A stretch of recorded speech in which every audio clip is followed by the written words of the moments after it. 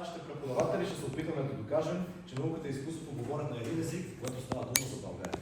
Приготвили сме ви интересни факти и музикални примери, с които ще преминем през природните ни области, за да усетим специфичният им звук. Но добро, Джо, не е само жив.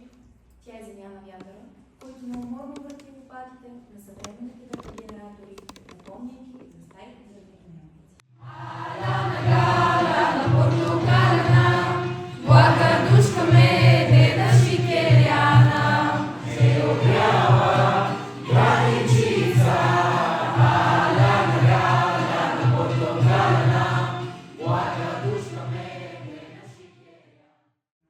Тук природата се е забавлявала, вайки при чудливи форми.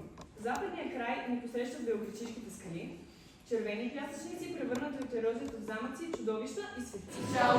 На кому падне ябълка, на кому падне ябълка, за него ще се оженя, за него ще се Моля, едната планина е строга и каменна, а другата зелена и мека. А между тях река Струма тихо свързва вещината с равнината. край вода седиш, мой белоплатно певиш, все нагоре гледаш душо, сърце мое. Планина, която не се извисява с стръмни върхове, а с дълбочината на своята душа. Тук тишината говори, а времето сякаш се е забавило, за да съхрани спомените на векове.